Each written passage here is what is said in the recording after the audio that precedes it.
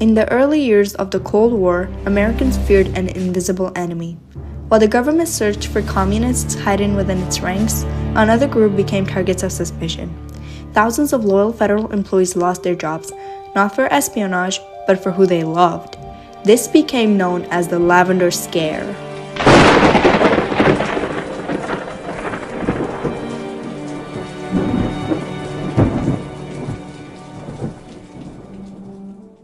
After World War II, tensions grew between the United States and the Soviet Union. Both nations desired global influence and each feared the other's political system. Americans worried that communists had infiltrated the government, the military, and even everyday life. This fear led to the Red Scare, a time when suspected communists were investigated, interrogated, and often punished without solid evidence. Loyalty tests, background checks, and public accusations became common. Many Americans were afraid to be different because the government believed that anyone who seemed different might be a threat to national security. This fear led time, society viewed LGBTQ individuals negatively. Being gay was seen as immoral or shameful, and it was known as a mental illness. Because LGBTQ people often had to hide their identities, government officials began to believe they were dangerous and untrustworthy. These beliefs, based on fear and stereotypes, laid the groundwork for the Lavender Scare. In 1953, President Dwight D. Eisenhower signed Executive Order 10450, a policy that permanently changed thousands of lives. This order banned anyone considered a sexual pervert from working in the federal government. Although the language was not direct, it clearly targeted gay and lesbian employees. Under this order, federal agencies were encouraged to investigate workers' private lives.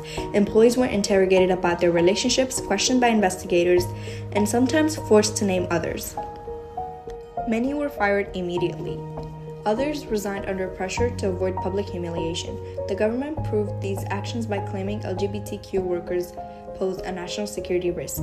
However, no evidence ever proved that gay or lesbian employees were more likely to commit espionage. Instead, fear and discrimination drove policy decisions. By the mid-1950s, thousands of LGBTQ federal workers had lost their jobs. The Lavender Scare became one of the largest purges of government employees in the history of the United States. The effects of the Lavender Scare were far beyond lost jobs. Many people lost their housing, financial stability, and social connections. Being fired from a government position often meant being blacklisted from future employment. Fear controlled everyday lives of the LGBTQ individuals, since they were forced to hide their identities, avoid relationships, and live in constant anxiety. Some were publicly exposed in newspapers while others suffered in silence. Depression, isolation, and suicide rates increased as they felt there was no safe place to exist anymore. The Lavender Scare created a silent culture. However, even in this difficult time, individuals decided they would no longer accept discrimination. One of the most important figures during this time was Frank Kameny. Kameny worked as an astronomer for the United States Army when he was fired in 1957 for being gay. Unlike many others, he refused to stay silent. Kameny challenged his dismissal in court, becoming one of the first people to openly fight the government over LGBTQ discrimination. Though he initially lost his case, his activism did not stop. He became a founding member of the early gay rights organizations, including the Madison Society. Through protests and petitions, Kameny and others refused to believe the idea that being gay was shameful or dangerous. One of his most famous slogans, "Gay is good," inspired others to speak out. This resistance marked an important turning point and helped LGBTQ individuals to demand recognition as equal citizens. Over time, activism began to change public opinion and slowly lead to reform. Over the decades, more people questioned discriminatory policies. In 1975, the Civil Service Commission officially ended its ban on gay and lesbian federal employees. Later, reforms continued to expand LGBTQ rights, including changes to military policies and workplace protections. The Lavender Scare played a critical role in shaping the modern LGBTQ rights movement.